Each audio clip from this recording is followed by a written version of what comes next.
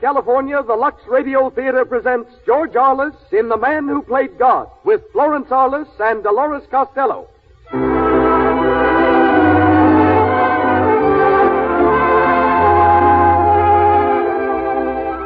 Lux presents Hollywood. Welcome to the Lux Radio Theater, the theater made possible by your loyal purchases of Lux Flakes and Lux Toilet Soap. In the hour to follow, you will be entertained by George Arliss, Florence Arliss, Dolores Costello, Elizabeth Risden, and Ivan Simpson. And acting on the air, Mr. Arliss' great screen triumph, The Man Who Played God, from the play by Jules Eckert Goodman, based on the story by Gouverneur Morris. Our guest is the man Hollywood has just selected as the outstanding film director of the past year, Mr. Leo McCarey, who, less than 2 weeks ago, received the Academy Award for his direction of The Awful Truth. Conducting our orchestra is Louis Silvers. This program is produced by one of Hollywood's most famous citizens and pioneers. Your host, ladies and gentlemen, Mr. Cecil B. DeMille.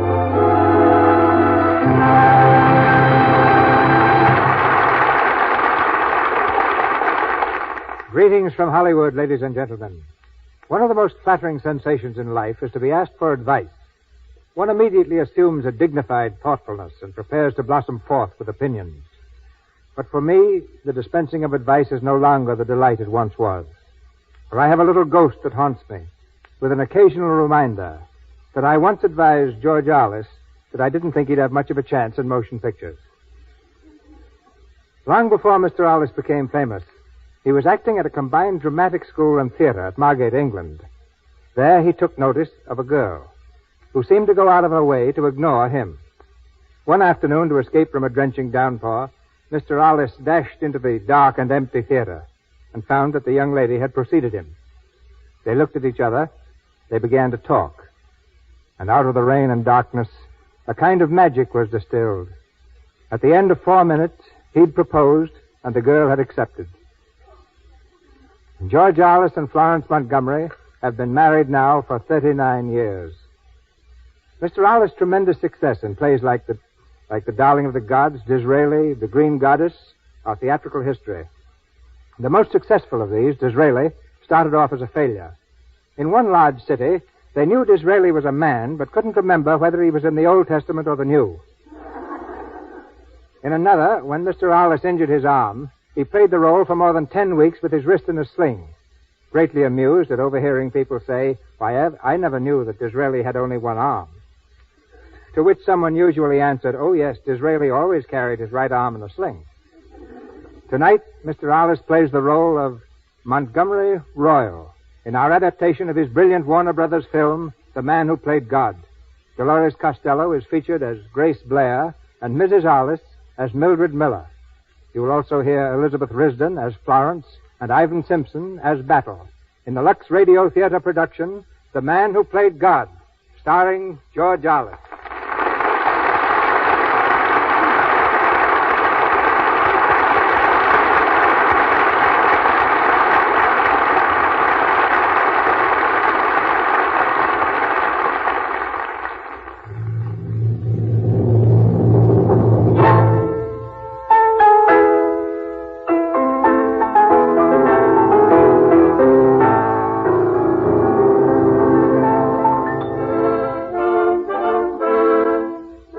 Suite in Paris.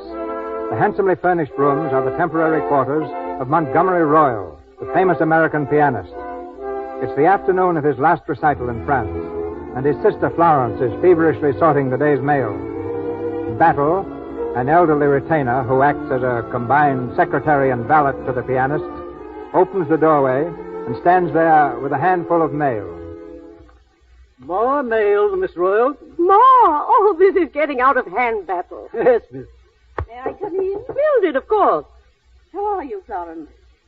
Good afternoon, Battle. Good afternoon, Mrs. Miller. Sit down, Mildred. I'm just trying to get through this mail. There seems to be a great deal of it. I suppose they are Monty's love letters. From adoring French women and hundreds of requests for seats for tonight's concert. Oh, what lovely roses. Are these from adoring French women also? No, Grace brought those. Grace Blair? Yes. Oh, an adoring American woman. Where is Monty? He ought to be resting. Resting? Did you ever know him to rest when he ought to? He's out walking with Grace. She called with those flowers, so he's taken her out to buy her a doll or something. A doll? You sure it wasn't a ring? Mildred, what are you talking about? Grace is only a child. A child of 25? I come to think of it, Grace must be nearly 25. Florence, don't you ever see anything that goes on under your nose? Don't you know she's in love with Monty? Oh, that's nothing. What about all these letters? But he doesn't give those people private music lessons. Mildred, I believe you're jealous. Yes, I believe I am. I wouldn't worry. Monty's too level-headed to fall for a sweet young thing at his age. Of course, you should have married Monty years ago if you'd had any sense. But I haven't. Well, you're an eligible widow now. It's not too late yet. Florence, there's one very good reason why I haven't married Monty, and I needn't tell you what it is. He hasn't asked you? Well, perhaps he hasn't thought of it. Why don't you remind him?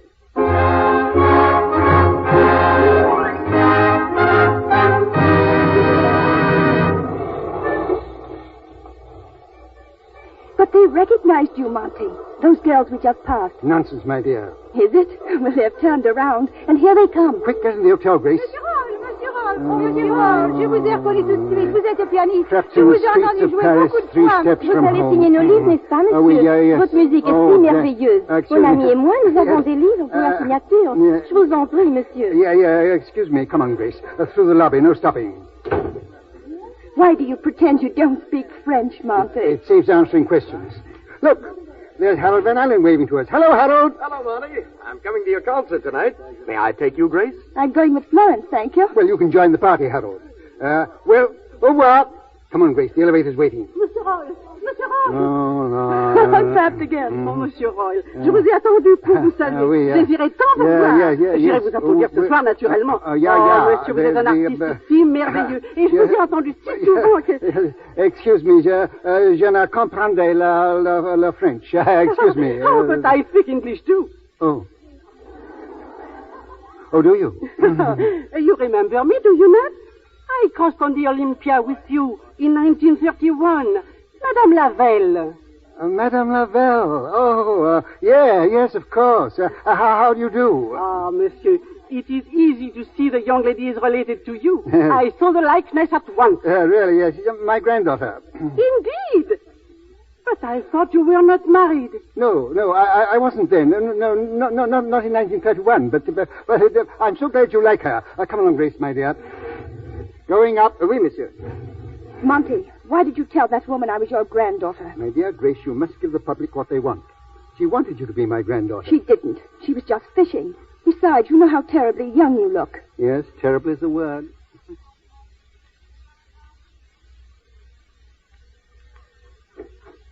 Mr. Royal. Hello, Battle. Come in, Grace.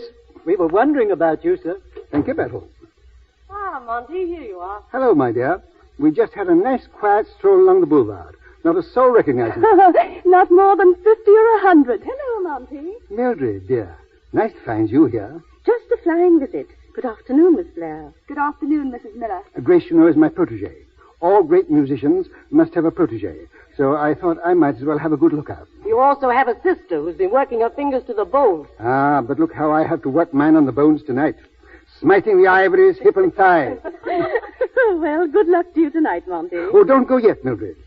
I need your advice, as usual. Well, what is it? I want you to see this drawing that's come from the architect. Ah, yes, here it is. Don't you think that's a lovely setting for a church organ? There's the inscription. To the glory of God and the memory of Margaret Ruth Royal. To the memory of your mother.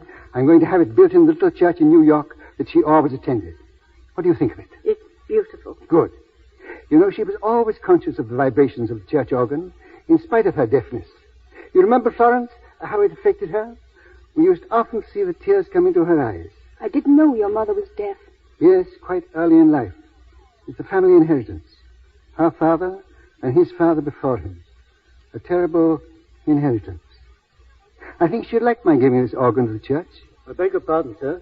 I think you ought to rest. One moment. I've got something rather exciting to tell you all.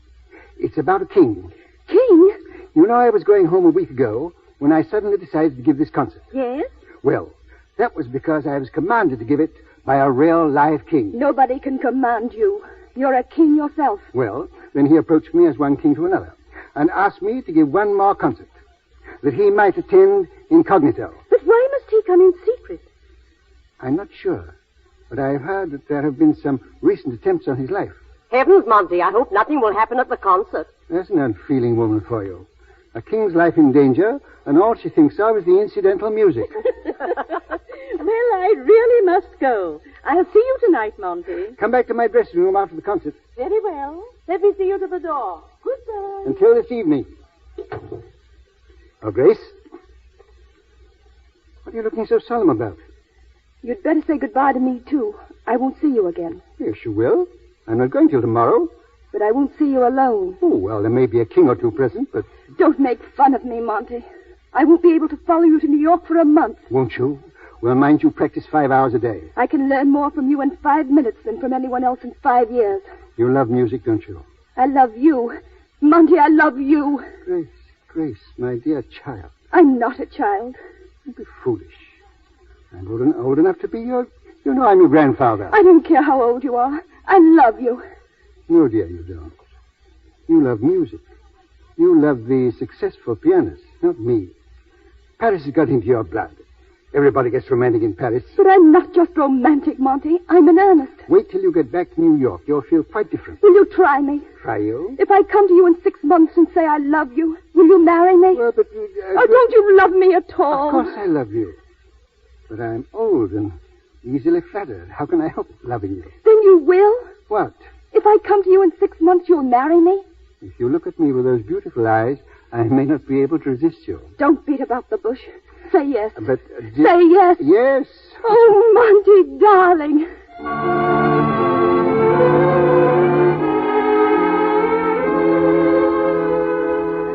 This way, madame. The seat going form. What a crowd. Isn't it marvelous? Do you see anybody who looks like a king? Our 4 seats aren't together. Harold, will you take care of Grace? With pleasure. No, I'll sit with you, Florence. Oh, no, you won't. You young people will sit together. You come with me, Mildred. Well, we might as well sit down, Grace. May I take your wrap? Thank you, Harold. Oh, I believe I'm excited. You seem to be. After Mr. Royal sails tomorrow, I suppose I may have a chance to see something of you. What do you mean you're always seeing me? I'm always calling to see you, but you're generally otherwise engaged. Harold, don't start that again. I want to listen to the music. Well, there isn't any music yet. Why do you carry those enormous race glasses? I like to watch the movement of his fingers. There he is. Who, the king? No. What an ovation.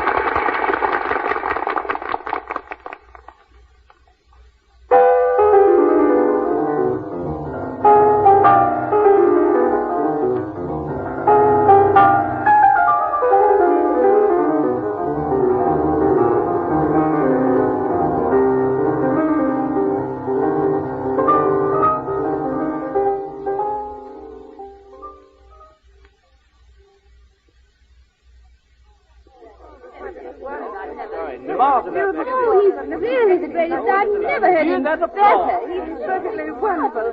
I wonder where is Mr. Roy's dressing. I am sorry, madame. Mr. Royal never sees anyone. Shut the door, Battle. Don't let anyone in. Yes, sir. Monty. Oh, come in quickly.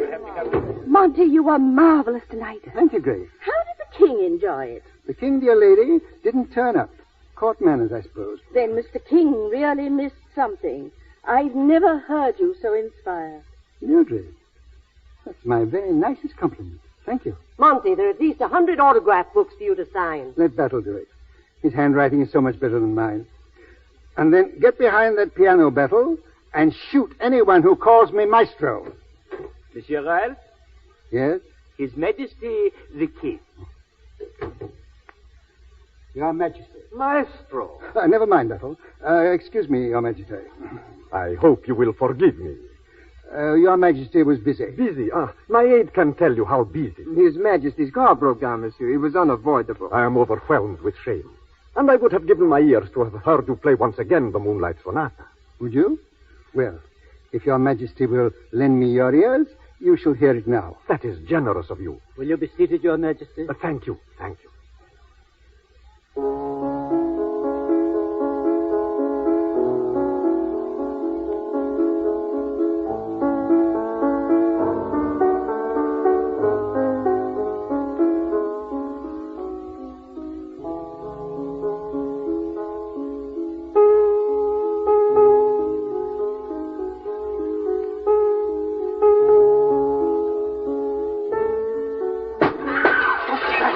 Majesty, a bomb! Monty, don't Stand back, touch him. everybody. He's picking it up. Get away from that window. Quick, look out. Thank God there was nobody below. Your Majesty, are you all right? Yes, but Monsieur Royal, He is unhurt, Your Majesty. he saved my life. Monsieur Royal. Monsieur, I owe my life to you. How can I ever thank you? Your Majesty will forgive me, but I can't hear what you're saying. What? Monsieur Royal. Monty, what is it? There's no sound. Nothing. Monty, what are you saying? It's the shock. I shall never play again. Don't say that. Don't look like that. Mildred, my dear, I'm stone deaf, just as my mother was.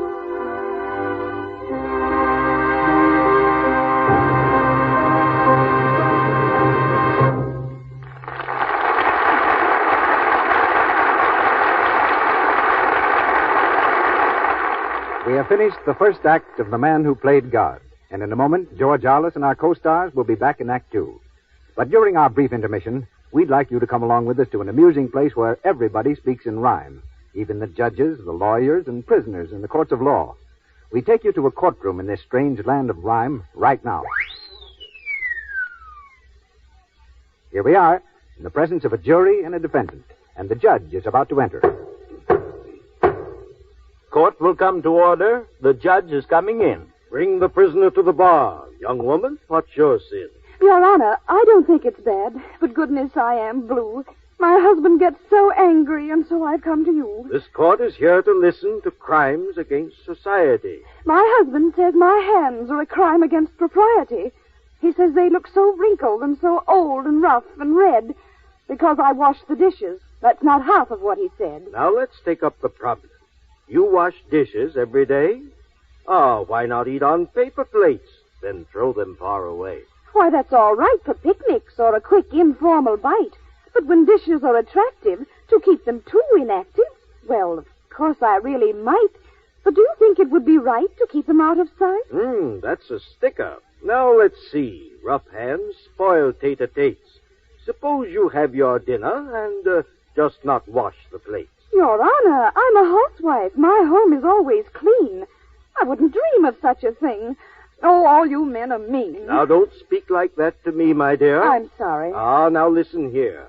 I've now got information on the cause of your mistakes. I put you on probation to wash dishes with Lux Flakes. Every wife of every station can now avoid heartaches, keep hands from ruination by using my Lux Flakes. His Honor is right. To keep your hands white, get Lux Flakes tonight. You see, this rhyming business is contagious, but so is the use of Lux Flakes for dishes. Women who try it are so delighted with it that they tell other women. You, too, will find Lux not only makes dishwashing quicker and easier, but keeps your hands lovely, soft, and white. The kind of hands men admire, the kind that every woman wants to have. Use Lux Flakes for dishes. And now, Mr. DeMille. The Man Who Played God, starring George Arliss with Florence Arliss and Dolores Costello.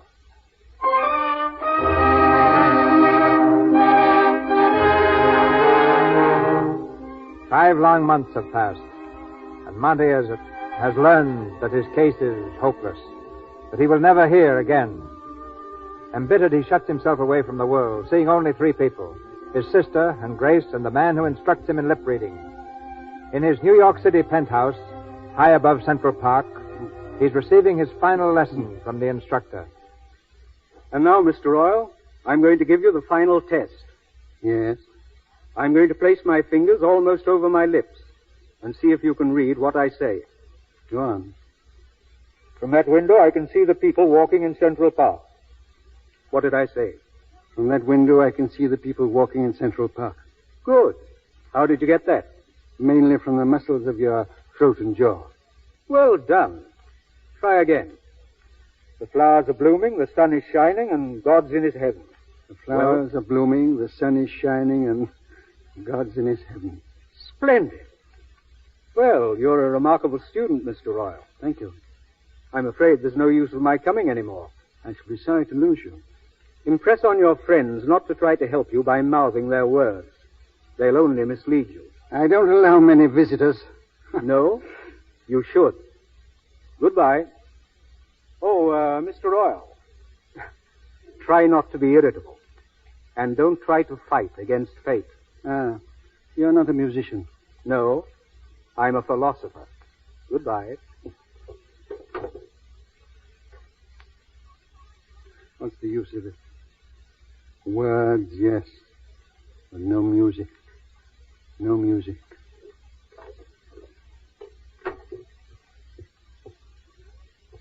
Monty. Oh, it's you, Florence. Why don't you come straight in instead of creeping up behind me and pushing me? I'm so sorry. You and Battle are always talking behind my back. Why can't I be left alone? I know perfectly well I'm a millstone around your neck, but you needn't make me conscious of it every moment. Monty. Oh. Grace come yet? No, but Mildred is here. You wish to see her? No. Yes. I should like to see Mildred. Come in, dear. Monty. Well, Mildred, this is my den. The lion's den, you know. Florence. Sit down. How do I speak to him to make him understand? Do I speak loud or slow or how? Speak naturally, that's all. I can understand you. You heard what I said? No. I didn't hear. I read your lips. Read my lips? How wonderful. Oh, Monty. Why are you crying? Because you find me changed, eh? Haven't I good reason to be changed? But I'm glad you've come. I've missed you. I've often wished to talk to you during these 5 silent months. You didn't answer my letters. I knew you only wrote because you were sorry for me. You should know me better than that, Monty. But I can talk to you. You've always... Mildred, do you believe in God? Yes. I've been studying the Bible lately. Listen. It says here, are not 5 sparrows sold for 2 farthings, and not one of them is forgotten before God? Do you believe that? Yes. If he knows everything, why does he let such horrible things happen? Monty. You'd only left me my music. Mildred, I've withdrawn my promise for the church organ. Why? Because I won't be a hypocrite. He struck at me. He struck at my mother. Why should I glorify his name? Perhaps someday you'll learn why. I can't believe that he makes mistakes. Mildred, the Bible is a great book, but I'll tell you what it has taught me. You there is no God. You who were so tender, so good. There is no God. You shut yourself up here and brood on your affliction. Do you know where this will lead you? Yes, to madness. I thought of that, and how easy it would be to end it all. I've thought of that, too. Don't say those things. Monty, you've never had to test yourself before. Test myself? I'm not speaking of music. I'm speaking of life. You've had everything. Wealth, talent, social position, but you've never really suffered. A man who has never suffered has never lived. This is not suffering. This is a living death. It's your first great test. Are you going to fail? Are you? Hello. Oh, Mrs. Miller. Good afternoon, Grace. I'm so glad to see you. What do you think of Monty? Stop that. I won't have anybody ask what they think of me. I know what they think of me. He's a bad child sometimes. Sit down, Mrs. Miller. I was just going, Grace. Oh, don't let me turn you out. He sees too much of me, you know. But I must go. Goodbye, Monty. Goodbye. Thank you for coming. How are you today, Monty? Why do you say I see too much of you? You know I look forward to your coming. Monty, you make it very hard for me to say goodbye. Goodbye? You knew I was going to Santa Barbara, to the Chittendens. I'm leaving tonight. But I thought you were leaving tomorrow, Wednesday. Today's Wednesday, dear. Oh, is it? Well, one day's so much like another to me. Well, I've lost a day. That's some consolation. I feel terribly about leaving you. If I hadn't promised... Of course you must go. You need a change. Why should I need a change? Too much of me. Beginning to tell on you. Monty. Why are you carrying those field glasses?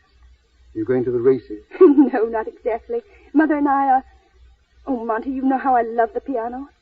We were going to the concert this afternoon. Do you mind? Mine? It's the first recital I've been to since yours. Does it seem rather heartless for me to go? Why shouldn't you? You are taking these glasses to watch the fingering. I remember. You used to watch mine. Yes, I always watched yours. Oh, I don't think I can bear it. I won't take them. Nonsense. Why not? Anyone else going with you? No. Oh, yes, I think Harold Van Allen is going to be there. Ah. He's a nice young fellow, don't you think so? Harold? He's all right. Well, I won't keep you. Have a nice holiday in Santa Barbara. I quite envy you. Why don't you come? No, thank you. I might read their lips too freely and find out what they say about me. No, thank you. I suppose there'll be a crowd. Oh, just old friends, I expect. Van Allen's an old friend of theirs, isn't he? Yes, I believe he is. Suppose he'll be there. Harold? I shouldn't be surprised. Grace, you know, if you turn your head away, I can't tell what you're saying. Will Harold Van Allen be there? Yes. Monty, do you remember what I said that day in Paris? I meant it, Monty. I mean it now. I know. Goodbye, my dear. Enjoy yourself. I'll see you the moment I come back. Goodbye. Goodbye.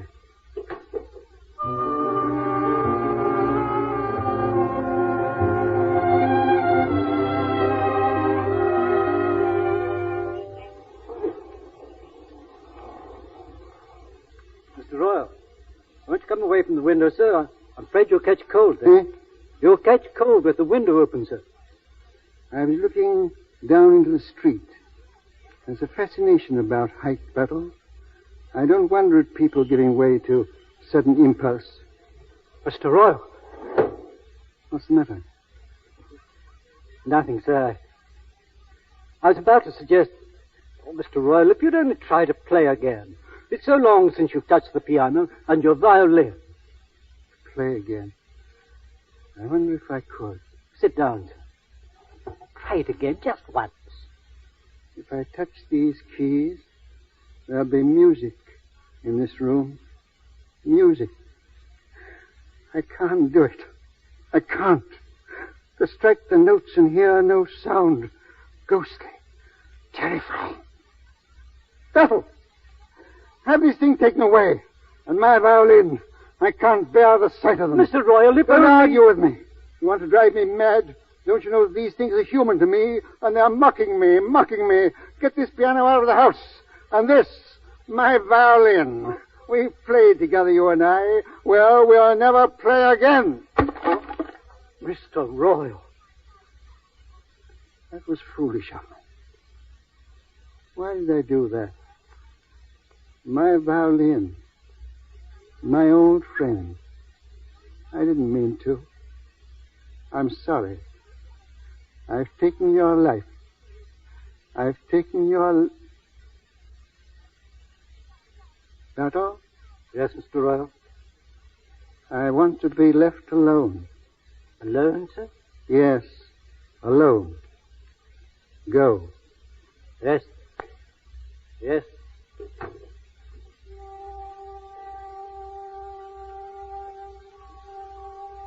No sound. No voices. Nothing but silence. Forever. The silence of the tomb.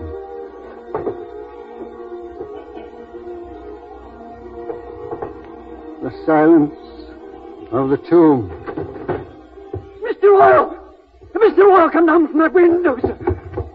Oh, Mr. Royal, for God's sake. Why did you stop me? I've nothing to live for. You've everything to live for. Tell me one thing.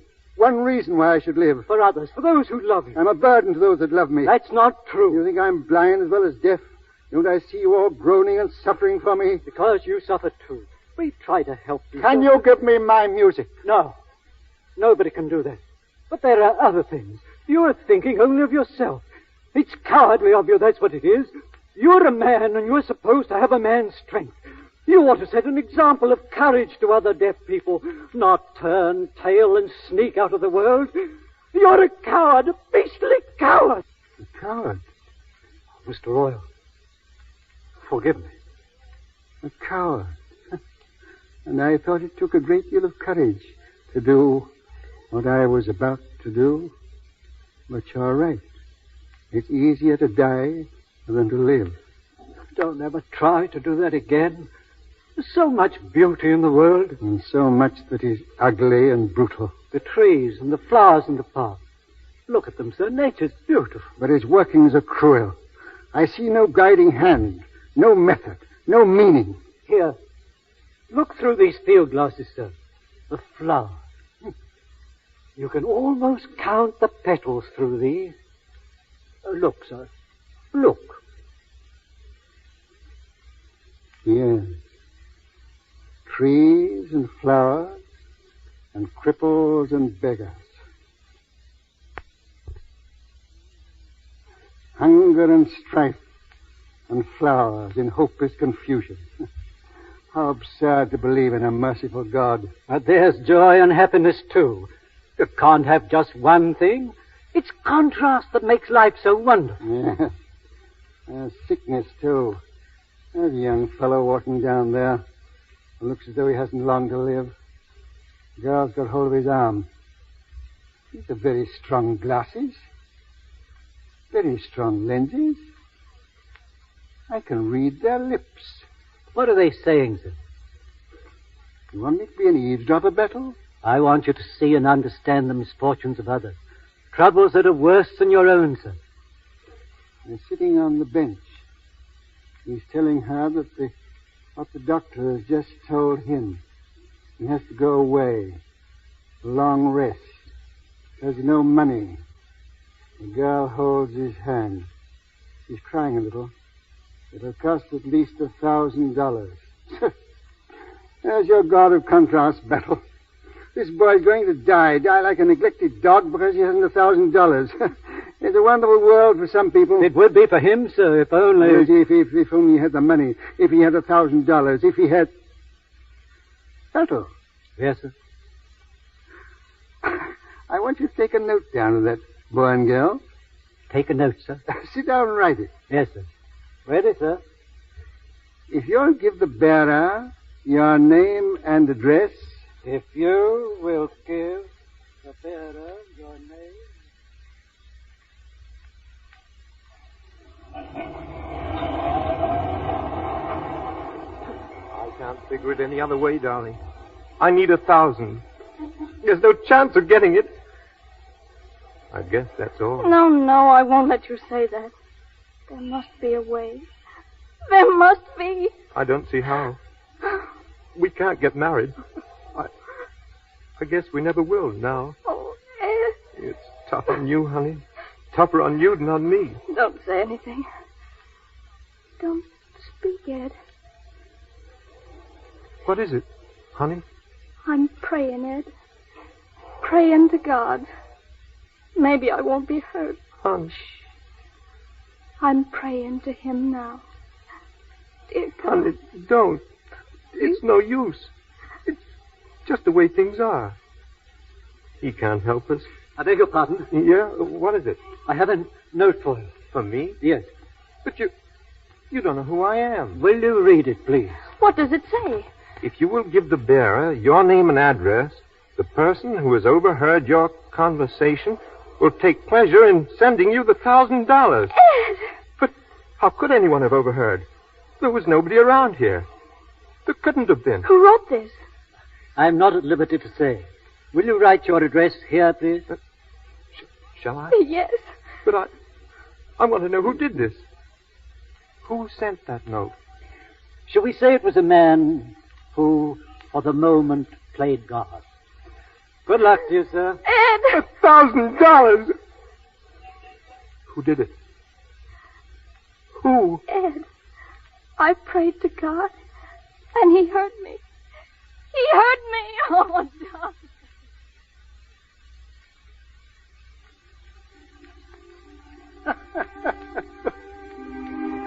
She prayed for it. She prayed for help, and she thinks that God, at last I've got a good joke on him. I wonder, has he the laugh on me?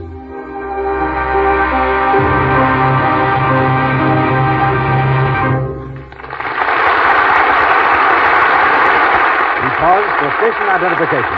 This is the Columbia Broadcasting System.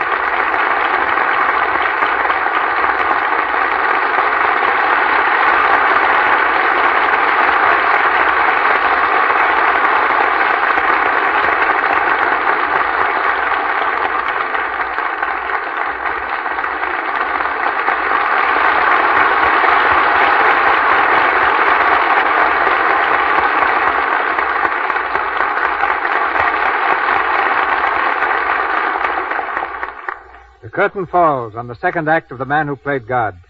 And following this short intermission, George Arliss continues in Act 3. The awards of the Academy of Motion Picture Arts and Sciences are given each year for outstanding achievement in acting, directing, writing, photography, and the many other arts and sciences that enter the making of a film. A few days ago, the gold statue proclaiming him the outstanding director of 1937 went to Mr. Leo McCarey, director of Columbia Studios' exquisite comedy, The Awful Truth. Mr. McCarey's genius for comedy is mixed with a rare appreciation of pathos and drama. For after directing Eddie Cantor, Harold Lloyd, Laurel and Hardy, and the Marx Brothers, Leo turned round and gave us Ruggles of Red Gap. And more recently, that tear-stained documents of parents and children make way for tomorrow. Welcome, Leo, and congratulations.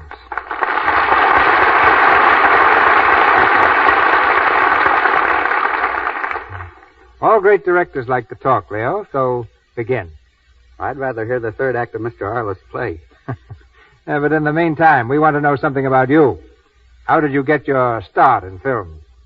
Well, C.B., to tell you the truth, when I started directing, I tried to pattern myself after you. I'll never forget the first big mob scene. The crowd made me nervous, but I decided to handle them with a firm hand, like you would do it, Mr. DeMille. The scene was supposed to be the San Francisco earthquake. Oh, excuse me, Leo, but San Francisco people refer to it as the fire. Well, I'm from Los Angeles. The scene was the San Francisco earthquake. I climbed the platform and started explaining the scene to the crowd. On the first signal, I said, I want the crowd to rush in from out of the buildings, from the buildings on the left. As I said this, a little fellow raised his hand far in the rear. Don't interrupt me, I said. Kindly wait until I've finished. I'm sure that's the way you would have handled it, Mr. DeMille. Yes, that's probably the way I'd have handled it. Then I continued. On the second signal, I want another crowd to run in from the right. And again the little man raised his hand. Quiet, I ordered. I asked you to wait until I was through. I'm sure that's the way you would have handled it, Mr. DeMille. Now I had absolute quiet. I was the master of the situation, and I felt it. I completed my instructions and sent for the little man. Now, what is it that you wanted to say that could possibly be more important than what I wanted to say to 350 people? He looked me over from my helmet to my puttees and replied, I only wanted to tell you that we couldn't hear a thing back there. I'd have handled that with a megaphone. Well, that's what I thought, so I got one. But I'll be darned if the same little man didn't raise his hand again. Completely out of patience, I asked, what is the matter now? He says, well, I was in San Francisco at the time of the earthquake. It happened to be 5 o'clock in the morning, and don't you feel that most of us would be wearing nightgowns? And? I call lunch. I'm positive that's the way you would have handled it, Mr. DeMille. Oh, thank you, Leo. Lunch has saved many a delicate situation. Now for the awful truth. Directing that picture must have been almost as much fun as seeing it. Well, it didn't start out as smoothly as you might imagine. No? No, I'm sure Irene Dunn would have been happier if the starting date had been postponed. Cary Grant arrived on the set with his manager and suggested that his part either be built up or cut out. Even an extra man came to me and said, I just read the script, Mr. McCary, and if you don't mind, keep me in the background, will you?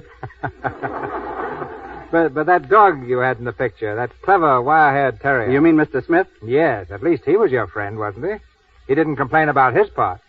Well, he didn't say anything. He bit me. But don't get the impression that the cast was wrong, because as a matter of fact, they were very right. I sent out a hurried call for the writer, Vina Delmar, and all during the making of the picture, she worked day and night developing the story. Many of the suggestions we used came from Irene Dunn and Cary Grant, and I mustn't forget Ralph Bellamy. And the only thing that would make me happier would be if I could make another picture written by Vina Delmar with the same 3 stars. Well, you've given us some highly hilarious scenes, Leo. In your own opinion, which is the most memorable in your career? Well, the scene that stands out in my memory was anything but humorous, C.B. It was Ruggles of Red Gap, and the scene in which Charles Lawton recites Lincoln's Gettysburg Address. It's still referred to as one of the finest moments on the screen. And you deserve a world of credit. I don't think so. Why not? Well, you see, Mr. Lincoln wrote it, and Mr. Lawton spoke it. I just enjoyed it. Well, during 20 years in pictures, Leo, you must have acquired some peculiar habits or superstitions that might be very interesting. Oh, yes, C.B., I do have a superstition. Just one, and it's terrible. I can't seem to overcome it. Well, what is it? Well, I'm superstitious about making bad pictures. I just sort of feel they don't do anyone any good. Well, so long, C.B., and congratulations on your fine program and your excellent product. Hey, you make a pretty good product, too.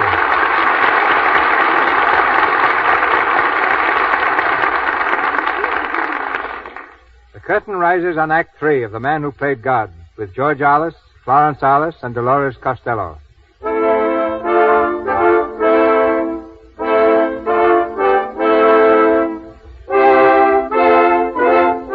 In the loneliness of his room, high above the park, Monty has made his peace with God by reading the lips of those less fortunate and giving them aid.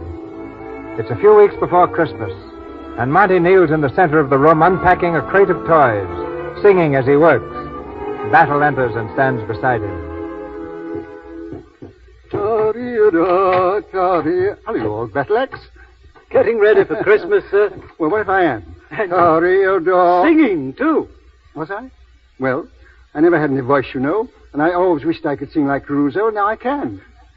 Can you, sir? In my own estimation, yes. I sing and I can't hear a sound, so I imagine I'm singing like Caruso. It's a great thing sometimes not to be able to hear. Well, were the children in the park pleased with the toys I sent them? Didn't you watch them through the glasses? It's rather a lark, isn't it, Battle? It's a great work you're doing, sir. Oh, no, not great. Just a lark. But I've got a grand idea. I'm going out. Going out? Yes. I thought it all over. I'm not going to be a hermit anymore. Shall I get your hat, sir? No, not now. Christmas. Christmas? You see, Miss Grace is coming back. Is she, sir? I'm glad. Yes. Seems too good to be true. Well, at Christmas, I'm going with her into all sorts of toy shops. And I'm going to watch the children and find out just what they want. I shall be on the inside of the shop, you see, and they'll be outside looking through the window, and I can read their lips. And then you take the toys out to them. It's a good idea, Battle? It's a beautiful idea.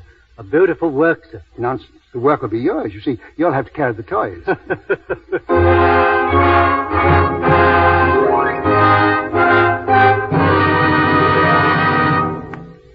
Oh, don't go yet. Sit down, Mildred. Here, let me make you comfortable. Why, I believe you're really glad to see me. I am. But you're so changed. What's happened to you, Mom? I'm living again, Mildred, and I'm having the time of my life. Grace comes home today, doesn't she? Yes. You know, Mildred, I used to think I could only bring her misery, but now I'm very happy. What has changed you, Monty? These. Those field glasses? Yes. I've learned things up here with the stars. Things that I never dreamed of. What things? The doubts and fears are only shadows. For long months I shut my eyes, and in the darkness I railed against God. I cursed and hated and cried out in defiance. And when my hatred was most bitter, he answered and sent me these. You look up there and read the stars. No. I look down there in the park and read their lips. I hear the despairing cry of those who suffer and doubt, as I suffered and doubted. And you answer their call. Yes, I take a hand. You see, I'm so close to God up here that he's taken me into partnership. Come out here, Mildred, and see my roof garden. See down there? Those people in the park? They were only strangers to me once. Shadows I passed and never noticed. But I'm close to them now. I know their hopes and their fears, their happiness and their misery. They need comfort and help. And you give it to them. Well, I do what I can. It's little enough. Monty, there's something sublime about this. Only business of its kind on earth. Absolute monopoly. It's been your salvation. My salvation. Through God. It was he who did it, Mildred. Now, you must excuse me a moment. I must see if there are any more customers down there. These glasses are remarkable. I never get over the wonder of them. Here's a young couple coming round the park. The park's a great place for lovemaking, you know. Mildred, Yes? who do you think it is? Someone you know? Grace. Grace, looking like one of the flowers. And young Van Allen with her. Grace and Harold? Let me look. Wait a minute. What a stunning frock she has on. And the very latest thing in hat. I tell you what she's saying. Monty, give me those glasses. Don't snatch. Be careful of them. Don't spy upon her. Talk to me until she comes in. Spy upon her? What do you mean? Nothing. You're frightened. What is it? I told you. Nothing. Well, it seems like looking through the keyhole. Mildred, I don't hear gossip, you know. Has there been any? Don't talk nonsense. Give me those glasses. If there's anything I should know, it's better to learn it this way. Monty. I'm going to read their lips. It's for her sake, too, you know, as well as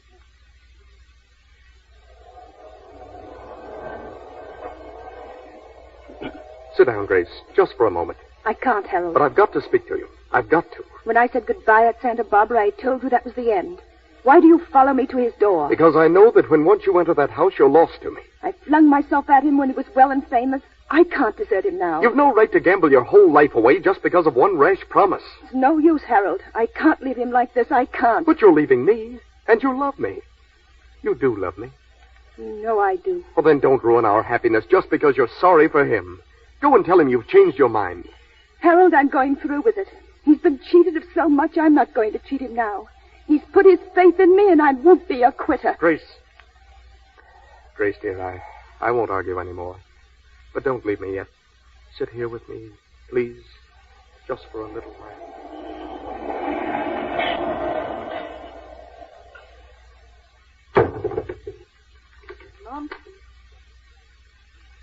Monty, look at me, please. You knew this, Mildred? That she loved him all the time? I wasn't sure. But you see, they're both young, and I was afraid. Yes? Oh, they're both young. I've been very foolish. But she was always so dear to me. Does it hurt terribly? It hurts terribly. I'd better go. She'll be coming up here. Yes. I wonder what God would do in a case like this.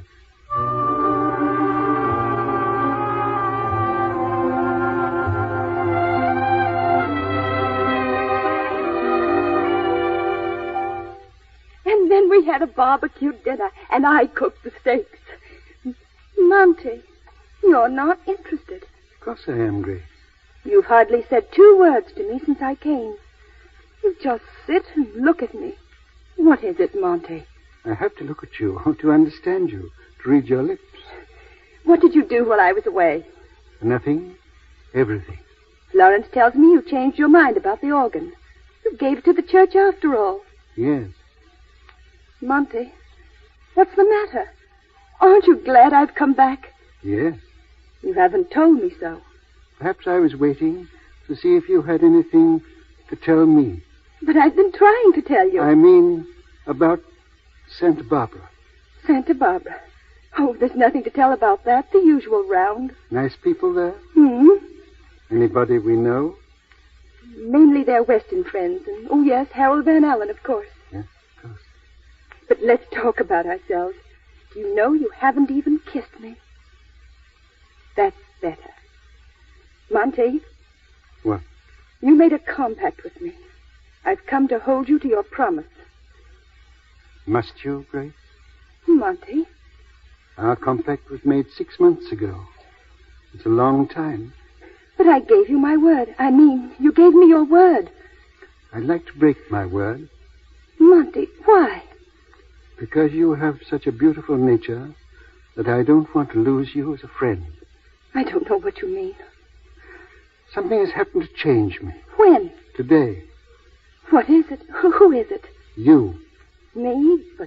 But how? You remember these? My field glasses? You remember you left them behind.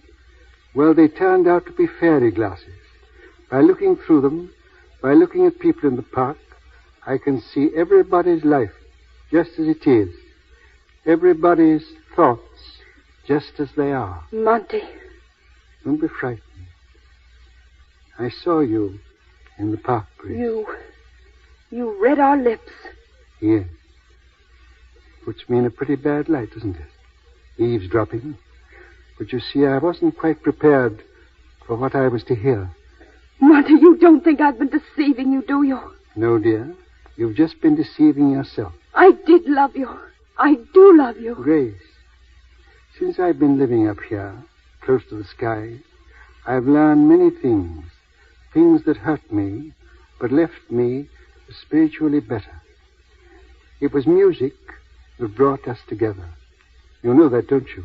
Yes. It was a love founded on perfect harmony, but we never looked ahead. Our love was music. But you see, dear, a string snapped, and the music ceased. Not altogether, Monty. You'll always be my idol. I shall always be your friend. Goodbye. You behaved like a gentleman, Grace, and perhaps I admire you more than I could ever have loved you. Monty. Goodbye, my dear.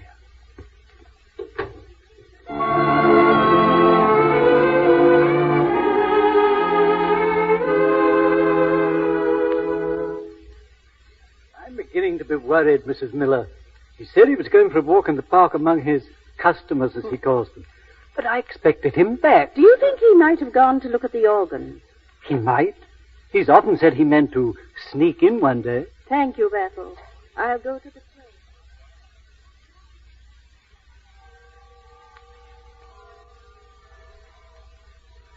Oh, God, send him peace. Send him happiness.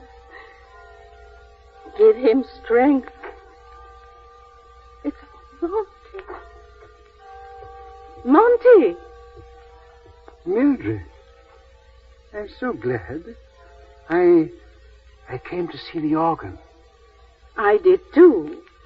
And to pray for something, Monty. What? That you might be the first to touch the keys, to play upon it. No, I can't. I couldn't stand it. It's there, Monty, in the loft. May I go up with you?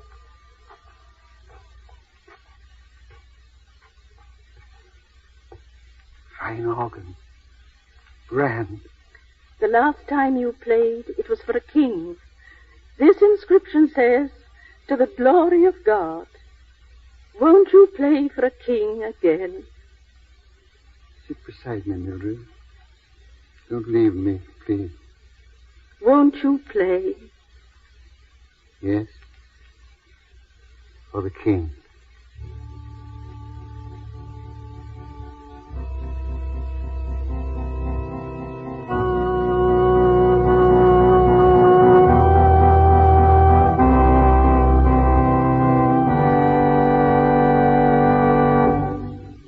So ends The Man Who Played God.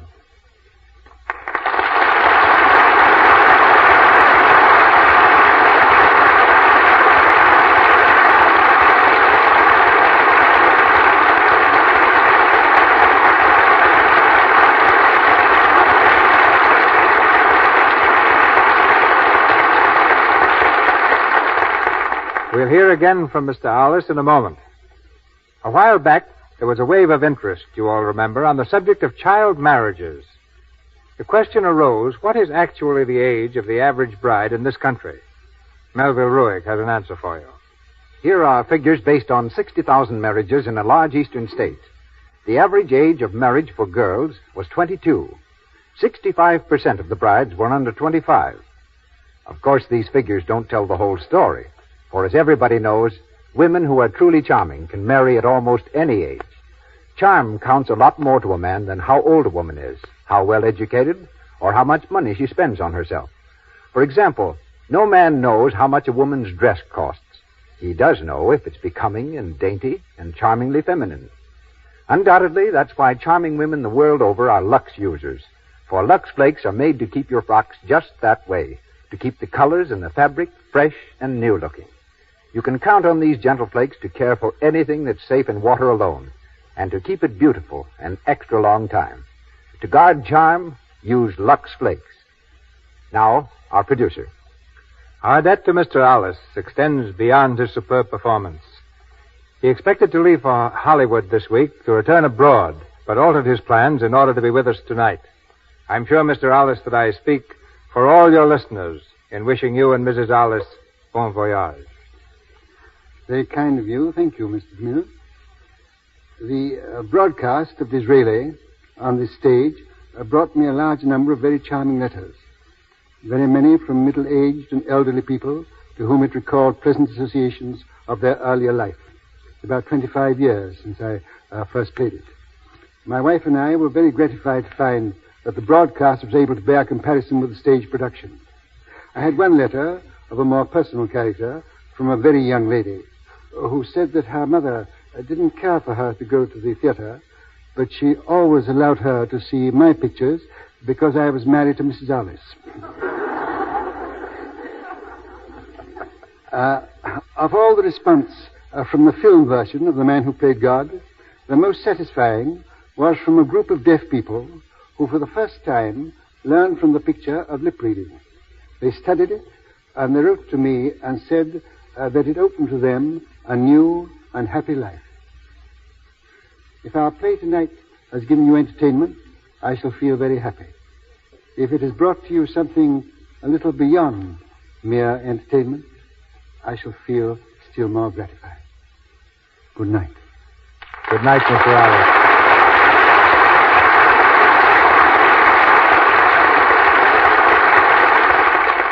There's wonderful news of next week's stars and play coming to you in just a moment from Mr. DeMille. But first, may I say that in our cast tonight were Ivan Simpson as Battle, Elizabeth Risden as Florence Royal, Leonard Willey as Mr. Appleby, Evelyn Keyes as Girl in the Park, Reginald Sheffield as Boy in the Park, Vernon Steele as the King, Frank Nelson as Harold, Michelet Burani as Madame Loubelle, Charles Evans as Usher, Louis Merrill as a manager, James Eagles as aide to King, Edith Nestier and Lou Lorraine as French girls, and Elizabeth Wilbur and Georgia Kane. Louis Silvers appeared through courtesy of 20th Century Fox Studios, where he directed music for their new picture, Sally, Irene, and Mary. And now, here's Mr. DeMille. A week from tonight, the Lux Radio Theater will echo to the unforgettable melodies of Victor Herbert. Sweet Mystery of Life, Falling in Love, and Italian Street Song, all of which tells you that our play will be that tremendous success of stage and screen, Naughty Marietta. Making special trips from New York to be with us are two of the greatest and most popular singers heard today in Grand Opera, motion pictures, and on the air, Mr. Lawrence Tibbett and Miss Helen Jepson. Naughty Marietta is a dramatic play of old New Orleans. Miss Jepson will be heard as the runaway French countess, and Mr. Tibbett as the reckless American soldier.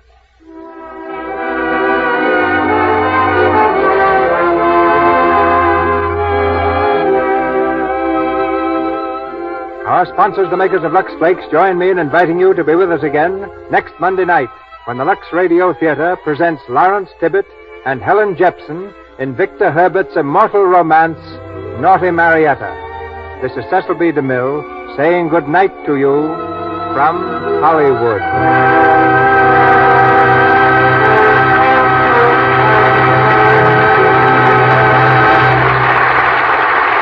The announcer has been Melville Lewis. This is the Columbia Broadcasting System.